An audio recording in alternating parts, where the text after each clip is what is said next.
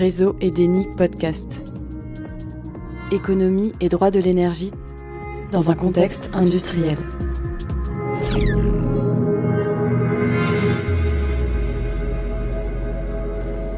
Étienne Durand, bonjour. Vous êtes maître de conférence à la faculté de droit de l'Université d'Essex. Vous êtes membre de l'équipe académique du double diplôme en droit français. Vos recherches portent sur le droit européen de l'énergie, le droit du marché intérieur et le droit de la concurrence. Vous vous intéressez particulièrement aux relations entre la transition énergétique et le contexte économique et social mondial. Quelle est, selon vous, Étienne Durand, la question essentielle autour des énergies renouvelables ? Alors, la question essentielle, c'est un peu difficile de répondre. Je pense qu'on pourrait parler des questions essentielles. Les énergies renouvelables, en réalité, elles mettent en évidence deux séries de questions au moins. Des questions qui sont, on va dire, institutionnelles et des questions qui sont matérielles. Sur le plan institutionnel, les énergies renouvelables sont en réalité au carrefour entre des cercles de décision qui sont vraiment éclatés. Parce que les énergies renouvelables, si on les conçoit un petit peu dans la politique quotidienne, on a l'impression qu'elles sont rattachées à la politique énergétique du pays.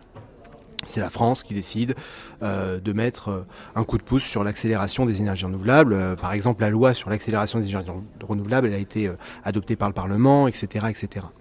Mais en réalité, ces choix-là, ils sont eux-mêmes hérités de décisions qui sont prises à l'échelle internationale, par l'accord de Paris, à l'échelle européenne, par notamment le Green Deal, le paquet climat-énergie à l'échelle européenne, que la France se doit de respecter, auquel la France doit contribuer. Donc il y a ces cercles de décisions internationaux et régionaux qui doivent être arbitrés avec les décisions nationales. Et les énergies renouvelables ont aussi la particularité d'être très localisées. Parce que voilà, le solaire, il est présent partout, l'éolien est présent partout, l'hydraulique, etc. Et il y a aussi un problème d'acceptabilité locale, d'implication des collectivités territoriales, ce qui fait qu'il y a une articulation institutionnelle qui est difficile à trouver entre des cercles de décision qui vont du très haut au très individuel. Et parallèlement, les énergies renouvelables, elles sont au carrefour de différentes priorités d'ordre matériel. Les énergies renouvelables, évidemment, il y a un impact climatique, il y a un enjeu climatique qui sous-tend leur développement, mais il y a aussi un enjeu social en termes d'accès de tous à l'énergie au prix le plus abordable. Il y a un accès qui est un axe qui est politique, qui est marqué au fer rouge depuis le conflit en Ukraine, qui est celui de l'indépendance énergétique. Le fait de pouvoir exploiter des énergies qui sont disponibles localement, c'est aussi s'affranchir de la dépendance de forces extérieures. Il y a aussi un axe technique qui est très important sur est-ce que le réseau est capable d'accueillir ces énergies qui sont éclatées partout sur le territoire, intermittentes, là où les réseaux ont été conçus à une époque où le secteur de l'énergie était très centralisé. Autour des gros lieux de consommation, on établissait des instruments de production. Donc proches des milieux urbains, là où les énergies renouvelables sont plutôt éclatées sur le territoire rural. Donc voilà, c'est un petit peu les différentes questions, différents enjeux qui aujourd'hui animent les questions juridiques, politiques autour des énergies renouvelables. Donc qu'est-ce qui vous interpelle le plus ou vous motive dans le défi de la transition énergétique ?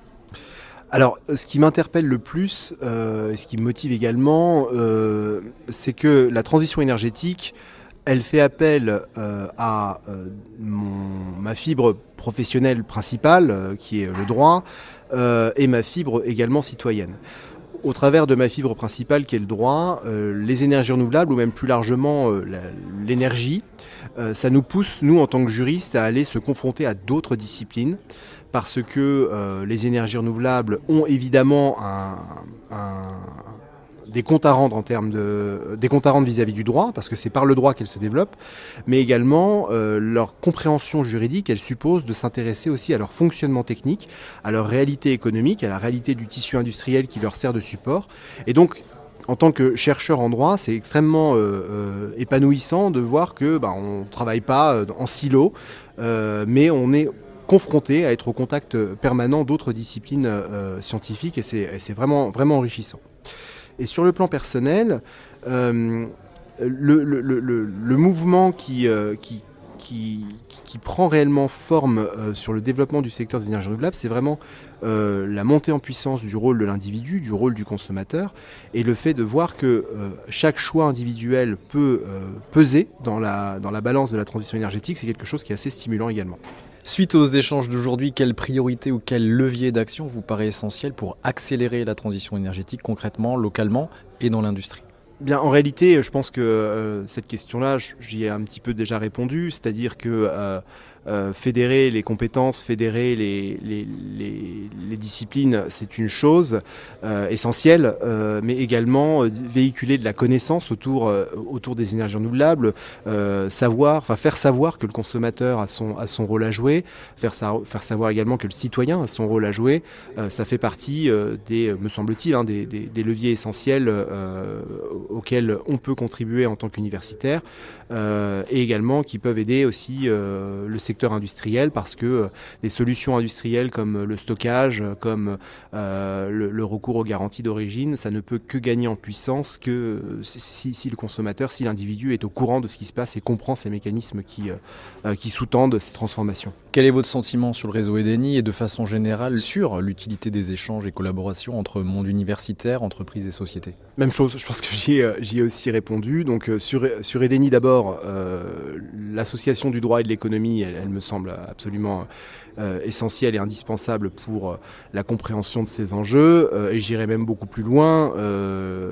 Droit et économie doivent aussi discuter avec le génie électrique, avec les sociologues, avec les politologues, pour comprendre les enjeux qui sont très imbriqués et pluriels qui gravitent autour de l'énergie en général et des énergies renouvelables en particulier. Et la deuxième partie de la question, l'utilité des échanges collaborations entre monde universitaire, entreprises et sociétés, même chose, c'est-à-dire que le monde universitaire peut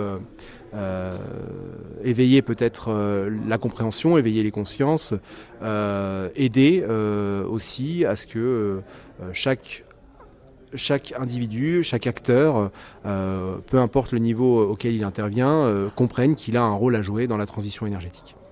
Merci Étienne Durand. Je vous en prie.